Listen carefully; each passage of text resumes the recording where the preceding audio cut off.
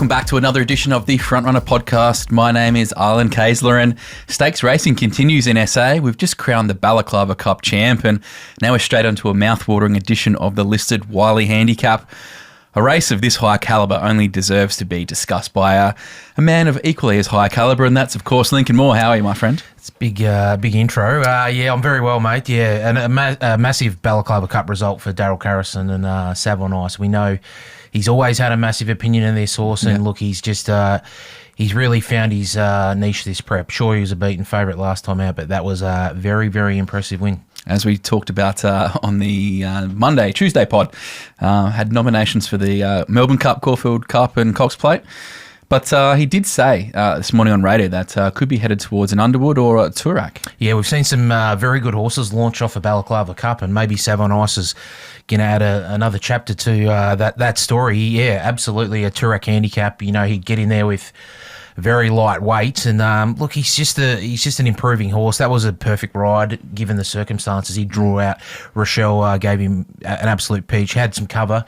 Did cover a little bit of ground early, but that was not the issue. He had cover, and when he produced, he was just too good for them. Yeah, it's exciting to have a 4-year-old on the up. Obviously, still a stallion prospect too as well, which is exciting. He's also going to get a bit of a cult following. If he can go over Melbourne and run well, like there's not many great grey horses. That's true. And you love a grey? I do love a grey. I can't believe I didn't back it. My mum loves a grey too. So, he's certainly a horse that, he handles all conditions. Yeah. He's superb at the mile, and he's clearly just starting to, I guess, work out what it's all about and live up to what he showed early on. Yeah, so Savon Ice the winner, Pudding in second, and What a Deal in third, and our boy Pagey with Wild Imagination running into fourth. Bold run, Wild Imagination, up on speed. I thought she wasn't quite going as well as she had been, but she's ran enormous. Test the Law, I thought, also ran really well for Matty Sayers. So he's got a Melbourne race in him, that horse. I think if they can pick the right target, we've seen him go over there and run well. It was a good effort.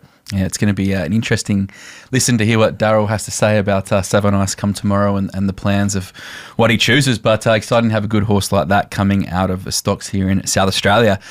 Just a quick, look around the grounds. I should say they had racing across the border in Victoria today, and Paradise Storm won here last start, went over or back home to Victoria and won again, and Henry Dwyer's potentially earmarked this horse as an Adelaide Cup prospect. Yeah, well, Terry Henderson was on radio this morning spruiking him as could be their Adelaide Cup horse next year. He's a very good win today. He settles in a good spot. He travels, and he was really strong. It's funny, and then post-race, Henry said he wanted to give away training after this horse had his first start because he just gave him that much grief. He didn't want to see him because I think they paid a fair bit of money for him. So, they've always thought that he's going to take him to some good races, but the Adelaide Cup might be it. But he's flying, and Henry Dwyer's doing a good job with him, and I think the win might see him catapult back over to England, I think, as Fura goes around on the weekend again. Yeah, very nice. We know that OTI do target the Adelaide Cup. They've had some good runners with the Stoke stable in the past and stuff like that. Absolutely, they've always got a horse that they want to bring here, and they love their stayers. They obviously import a lot of horses, so he could be the one to keep an eye on going forward next year. Because Henry also said his rating now puts him in a tricky spot in the spring with so many stayers, obviously heading towards the Melbourne Cup. So they may opt to pull up stumps and just keep him on ice for Adelaide. Yeah, and the other horse that popped across the border today was Next to Nix from the David Jolly and Justin Potter camp, and run a nice third up in grade from its start last time in Adelaide. Yeah, it was just behind the speed, whacked away pretty well behind a very impressive winner of Pat Ryan's. What's it called? Stoke. Yeah, this horse kicked off at Mount Gambier, believe it or not, when it won its one-on debut. But it's a progressive horse, and interesting placement to sneak one over the border with Next to Nick. So keep an eye on it. It's I think it's a horse to follow. It was a good winner first up, and it's certainly got some upside. Yeah, let's get stuck into the rest of the show. I'm buzzing from the Savon Ice win there. It's exciting. Absolutely. Now, a number of new season 3-year-olds are edging closer to their race debuts, and Chris Beeg had a star-turn filly jump out in fine fashion on Monday morning at Morphettville. It was a very sharp piece of work, and if you're a fan of Prairie Flower, you might be a fan of this filly, both being out of star-turn. She's due to get a barrier certificate later this month and will be ready to head to the races shortly after. So if you want to get involved in a well-bred, ready-to-run filly, then this is your chance. So jump onto our socials to find out a bit more about this horse. And of course, if you want to know even more, head to daretodream.com.au for all the info. The star turn Nagas filly looks really, really good.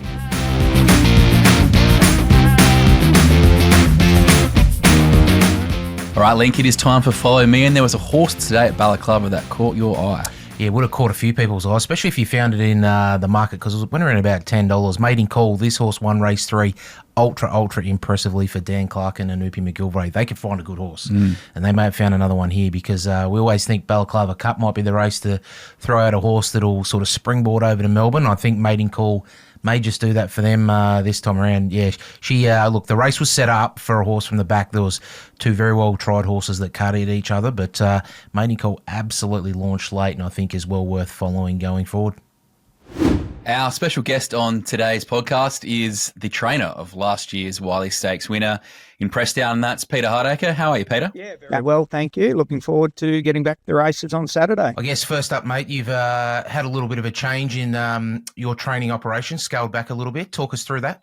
Yeah, so I've sort of got a little bit over the training and the relentlessness of it. Having a young family, my children are 12 and 10 years old. 13 and 10 years old, and wanted to spend a lot more time with them, but found I was just living from one race meeting to another, and you're getting over one, letting the owners know what happened, and it seems like you're starting to prepare for the next one. So I just thought I'd take a proper step back this time. Need to keep my trainer's license, so the horses in my care, there's a bit over 20 on our books. So what we're doing is we're getting them up to trial stage and getting them educated and fit and ready to go to the races, and then handing them over to other trainers coming through the ranks and let them do the race side of it. So exciting change, something I'm really happy stepping into. And one you certainly weren't going to let go is Pressdown. He's been such a good horse to you, mate, and obviously back on Saturday, you must be pretty excited to have him back, knowing, he's a horse that's not only going to be competing here in good races, but probably you've got eyes on Melbourne at some point during the spring. Yeah, potentially later on in the spring. We don't have any real target after this race. A lot will depend on how he goes, but very happy. He's probably the best I've had him soundness-wise, I think. We've been pretty easy on him over the last 12 months as far as racing goes, and this whole preparation coming up on a bit softer tracks, working on softer tracks, has just helped his joints out a little bit, and eating and as happy as he's ever been. So really looking forward to getting him there on Saturday. Now, he's a horse that excels first up and obviously won the race last year. How would you kind of assess him this year compared to last year? And you said he's in good form, but is he a horse that can win on Saturday? Look, I certainly hope so. I think it's probably a little bit tougher race this year than it was last year, and he was very well weighted from memory last year in the race. So a couple of these young horses coming through, we're certainly very wary of them and where their ability might lie. Very happy with his draw. It suits him to be just out a little bit from, I think he jumps from barrier 8. Which just allows Neil to ride him nice and smoothly. He doesn't have to dig up for a position. He can just jump and roll without pushing and pulling too much. So, look, he'll be there for a long way in the straight, I think. And, the rest we'll have to wait and see on Saturday. Now, you mentioned Neil. Neil Farley is the jockey who's ridden him, 7 times in his career for 3 wins. Obviously got a good association with him and kind of is a bit of a gun for hire when it comes to this horse. Yeah, look, he is. Rochelle did a great job with him through our carnival in Adelaide. Maybe just we felt just a split second decision in the Goodwood.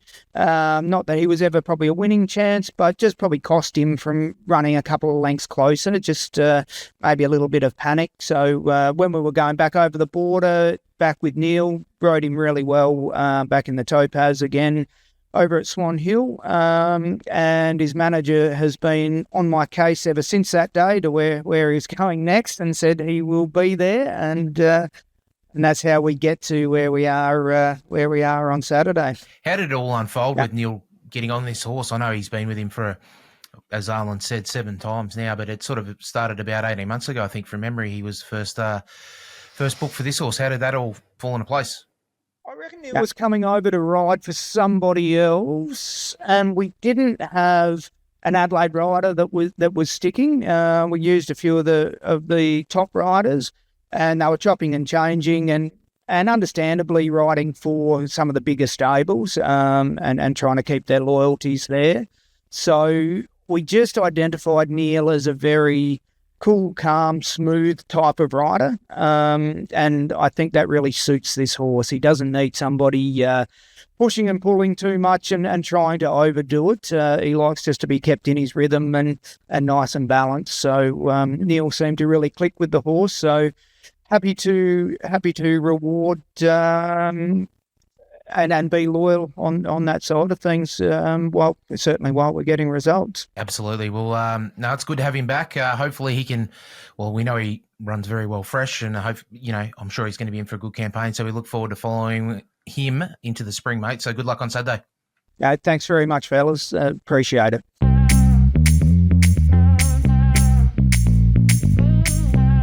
All right, it is time to look at the Listed Wylie Handicap that's getting run on Saturday over 1,100 metres, and the stats that matter.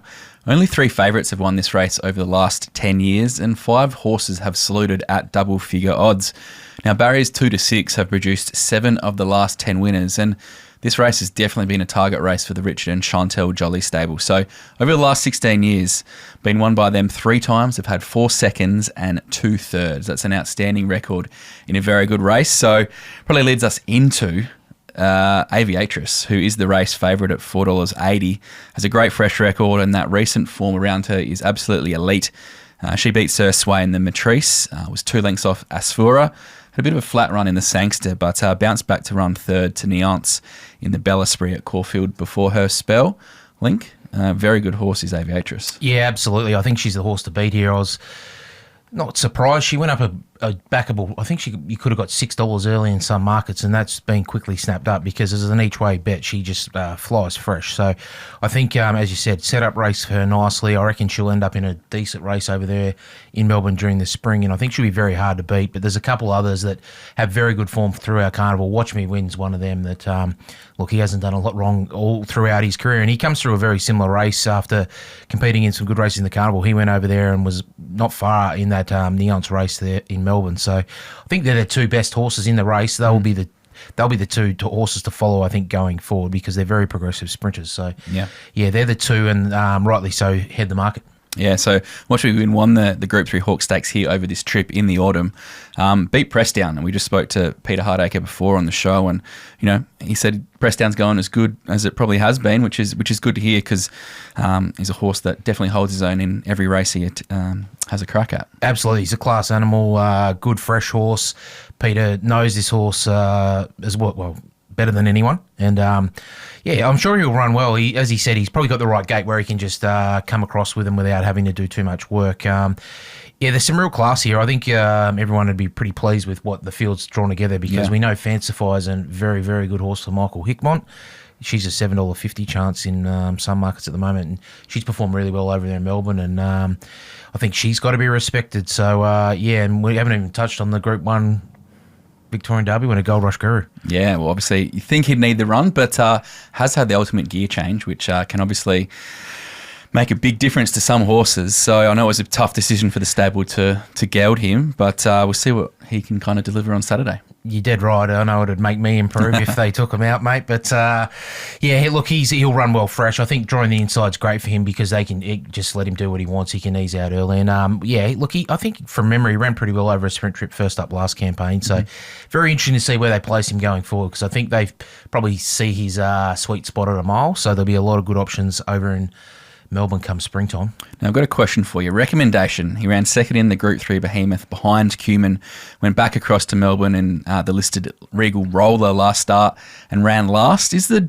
jury out on him? Is he going to bounce back to what he was? But saying that, very good opportunity for Jacob Opperman to ride for Kieran Maher. Yeah, absolutely. Huge for Jacob, which is good to see him getting that chance. Look, I think if he'd drawn a gate, recommendation would definitely be in there. So I don't think he can win from 15 because this race is probably as we said, ended up a bit better than they would have thought for this time of year with it, quality-wise. So they probably come across hoping for a good gate where he can use his speed and, race handy. But, yeah, I'd be surprised to see him winning from gate 15. He's been, priced accordingly. And let's quickly touch on Will Clarken's 3 mares. He's got Prairie Flower, who's due a really good win, 16 reasons, rarely runs a bad race, and Hajar is a mare on the up. Who would you like to own out of those 3? Gee, I wish I'd bought Prairie Flower when Will and the team did, because she's been an absolute steal. She's ran through some good races. Gee, her Group 1 runs during the carnival were superb. She's still got to get in the field. We need a scratching. I'll be hoping for connections she can, because she can certainly run a big race here. Whether this is an afterthought, I'm not sure, because we haven't seen her in a public jump out or trial. But look, there's no better man to get him ticking, Will. And she's clearly there. Number 1 seed, you'd have to say. And bit of respect for the 14 Hallowell. She's flying. They would just be hoping for a bit of a deluge, because her form on the wet has been superb. Indeed. Now just give us your top 4 for Saturday's feature. Yeah, I landed on Aviatrix. I think this is a class horses race. I think she's the horse to beat. Watch me win second. Third pick was Fancify, and I put in Prairie Flower because I just respect what she did last campaign. All right, Linc, let's have a look at some of the other races in the card and get into some of your best bets. We'll start off with race 1. A small field, but a cracking race to kick off the card. Look, From the Block returns from 2 runs in Melbourne and will come up against his talented stablemate Dancing Storm. Xantha on the toppy is no slouch from the Sel Callanan camp. And Over and Under was solid on debut for the Bain and Taylor Yard after some hot trials. Nice little opener on Saturday. Yeah, absolutely. I thought there's some real depth to this race when I went through them. I didn't think there was a horse you could probably totally draw a line through. But yeah, From the Block certainly showed enough here that they took him over to Melbourne. I thought his 2 runs there were pretty solid, and he's pretty firm in the market, and I think for good reason, because he's a pretty promising horse for the Jolly stable. I thought he was the horse to beat. The Danger under and over. There was good money first up. We sort of thought it had run well. It had trolled up very nicely. Probably wasn't. It's turned out, things didn't quite fall in its favour there. I reckon it'll certainly improve second up here. And you touched on Xantha, on a pretty good horse, drawing the right gate. Doesn't run too many bad ones. Yeah, very nice. On to race 3, and Intellectual and Snow Mercy lock horns again in a benchmark 64. Now, Snow Mercy came from an absolute mile back to run into second, and Intellectual just kind of jumped, ran, led and won. And this race, we can probably also throw Dampen into the chances here. Had a really good 2-year-old season where he ran third to Ole Dancer in the Murray Bridge Magic Millions 2-year-old classic. Who do you like in the repeat of the showdown between two of the promising youngsters? Yeah, again, a pretty good race early in the day. I'm going to tip Snow Mercy to turn it around here. As you said, got a long way back, draws a better barrier. I think he can take advantage, gets a little bit of a weight pull from last time they met. Intellectual was very good that day, though.